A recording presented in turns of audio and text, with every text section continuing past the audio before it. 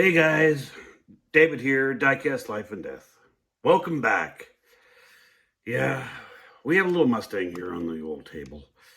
Um, and we're going to go ahead and show this one. So this model is an AutoArt 1968 Ford Mustang GT Fastback.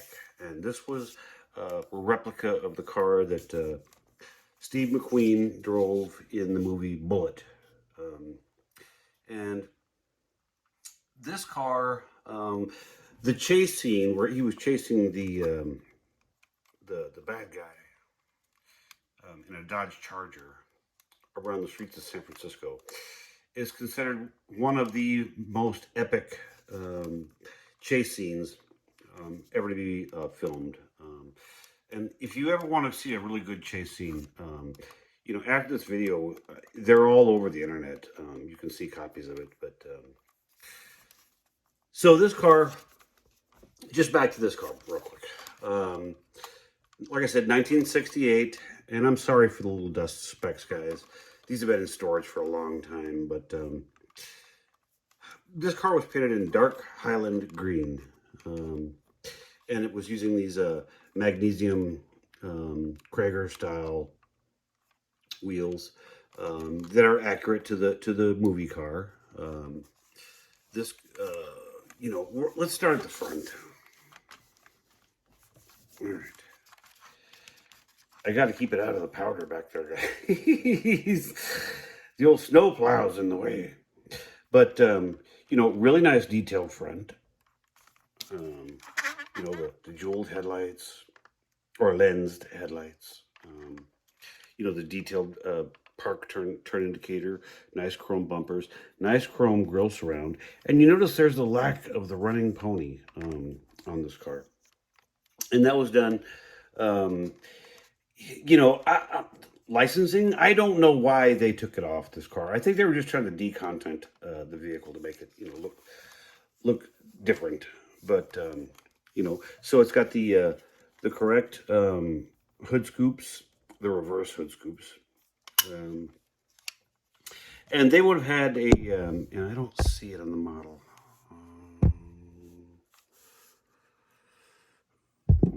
No, they don't have it. But there would have been turn indicators here inside of these scoops. And if I'm wrong on that, guys, maybe that was only 67.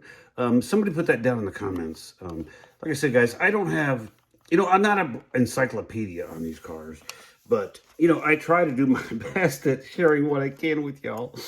So up front, and this hood does not want to stay up. So forgive the bad camera angles. But or me handling it, more over my bad handling of it. But so the engine on the they used two of these Bullitt Mustangs in in that movie, but and they were both equipped with this 390 cubic inch V8, and this one's highly detailed under the hood. Correct air cleaner decal, correct chrome, air lid. You've got, even the clamp on the upper radiator hose is done nicely. Just a really pretty little model.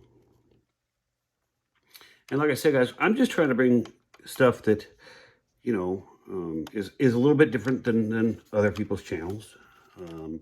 But even the stainless trim around all of the windows is just really nicely done.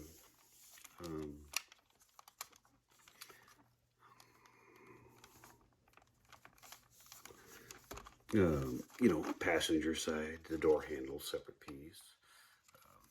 Open the door. We'll get you in there. Take a look around. But I mean, look at the details on the door and the lower door trim, which is all correct. And then there's the wood and the wood grain, full wood grain, guys, on the dash. The old crank. Guys, do y'all even know what that is? You youngsters don't even know, but I shouldn't say you don't know. They're window cranks. That's what made the window go up and down in the old window channel. And fun fact on on power windows nowadays. And we think, well, power windows, that's standard fare, that's standard equipment. And you're pretty much right on most cars. It is, but it costs actually, back in the day, they were charging extra money for the old power windows. And not on the Mustang, but on other cars. You had to pay extra for power windows. When actually, um, power windows are cheaper than the crank windows. Because, well, I say they're cheaper. One of the reasons why all the cars today have power windows as almost standard equipment is because the power window weighs less than the mechanism and everything to make the window go up and down with this and this and so on and so forth. So it's a weight savings thing, guys. The auto manufacturers can reduce the weight of the car, and they do everything they can to reduce the weight on these cars, to get the best fuel economy. But we're talking about a 390 cubic inch V8 in this car. They weren't, weight and fuel economy weren't big on the old scale of things to be worried about. But back to the model. You notice even the little chrome clasp on the seat belt is done. Seat does not fold forward. We'll move out to the back. You've got your side rear indicator or marker light. Be careful. The taillights are just done really, really well on this car. The little chrome trims around the edge.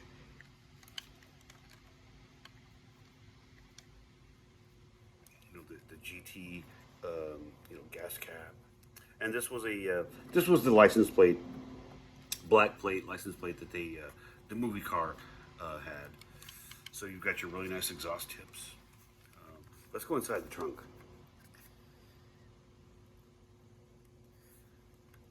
Spare tire has the same mag wheel.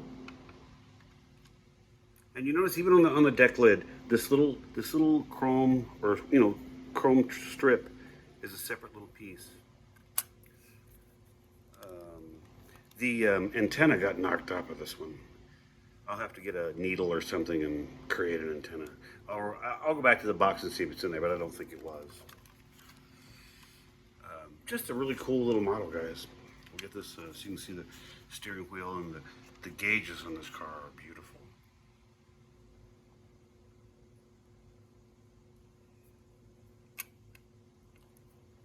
We're going to set this one right here.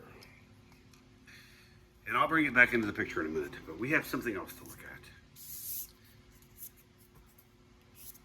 Get this thing cleaned up a little bit. We have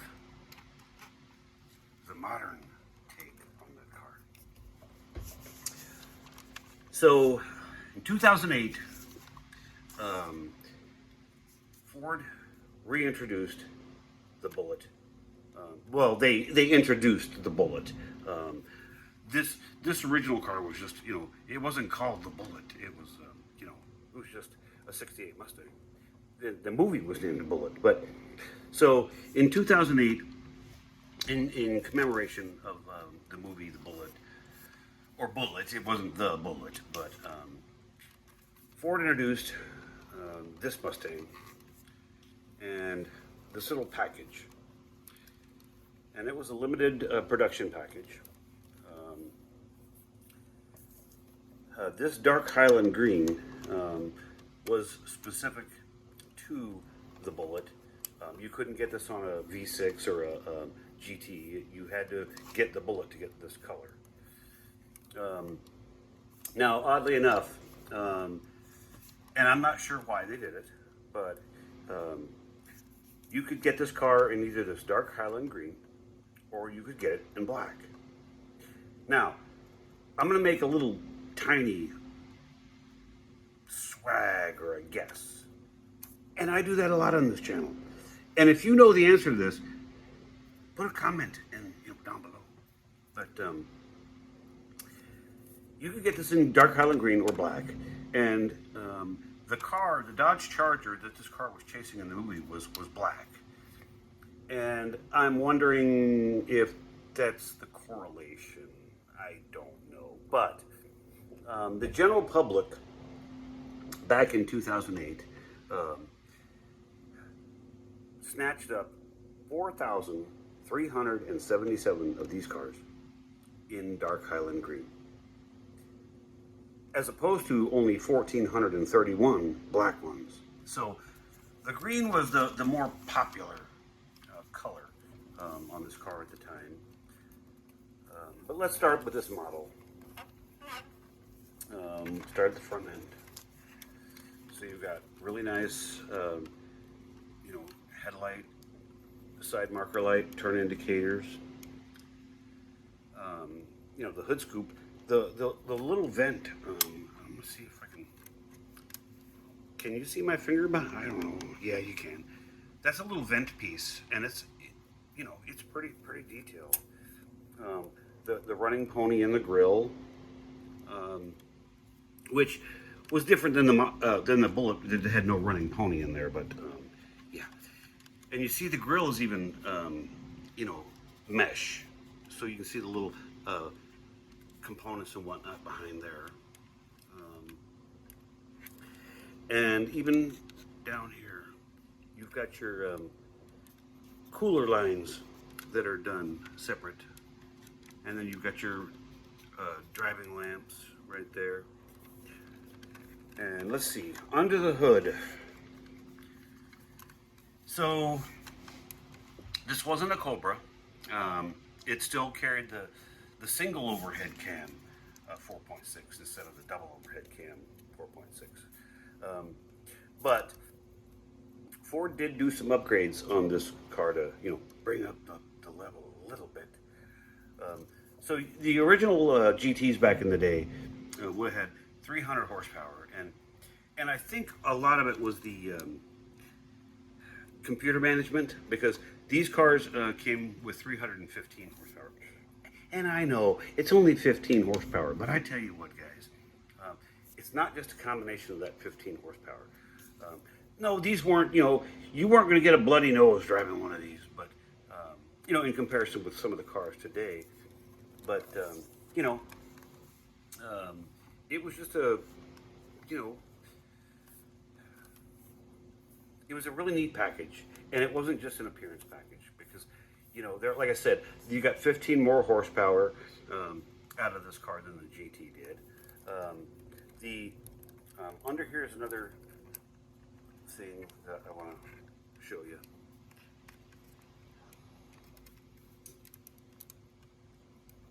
I don't see it. Nope. All right, we'll continue on. So another thing that was unique to this Bullitt were these wheels, which were made to replicate the style of wheel that was on the the '68 car.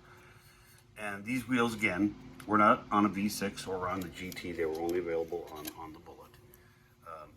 And you see the red brake calipers up here. You did get bigger front brakes on this car than you did on the GT. Let's get inside this one. Seats do not fold forward. Well, Dave, can you keep the door open? Sure. Oh, guys. Okay, I'm going to see if you can see that. You see the little shift knob is silver? So that was actually an aluminum ball that was made specifically for the Bullitt cars. Excuse me again, guys.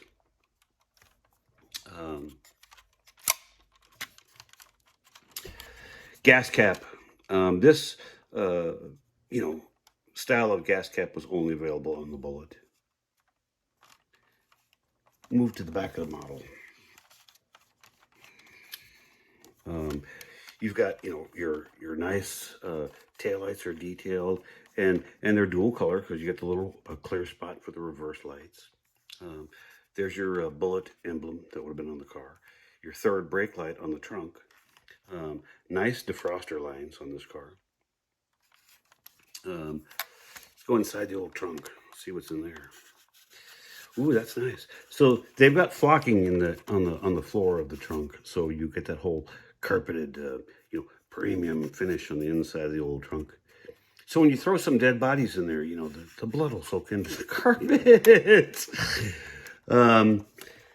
So then we'll move to this side, and separate little piece for the lock knob there, in chrome. Just a really good looking model. Let's take a look at the bottom. So, not overly done, but not underly done. I don't remember what I paid for these cars. These were, I think this car came out in 2009 from AutoArt. They may have actually come out in 2008, at the end of 2008, at the same time the car did. But you notice the brake calipers stay still, which is pretty high level thing for these little cars. But another thing on the bottom, and you can't see it, but to help make this car feel, and when I say feel, it did make a big difference. Oh, this exhaust pipe, I gotta fix that. Do you see that? I mean, it'll fix. I just have to, yeah. Oh, I forgot to notice the exhaust tips on this car are nice. I'll just have to realign that. But back to the story. Ford was wanted this car to, outperform the GT, but it wasn't gonna like compete with the Cobra. But these came with a standard 3.73 to 1 rear axle ratio, and so these cars off the line were much snappier than the GT, just because of gear reduction. I'm gonna pull these out. We're gonna zoom out a little bit. Get both of these in the frame. Oh, I always do that backwards. There we go. Guys, like I said, I'm not a automotive historian. I'm just an old guy that knows a little bit of something about a little bit about a something. But if you like what you see, and you like what you're, what I'm bringing to the table over here, and you got to be able to see the old snow plow. I got to zoom in on that. I didn't zoom in on that on the other video. But yep, he's keeping the streets clear. But guys, again, like I said, you never know what you're going to see on this channel, and I'm going to go back to the well and find some more cars, and we'll be bringing them to you. So until next time, guys, we will see you. Stay safe. Bye.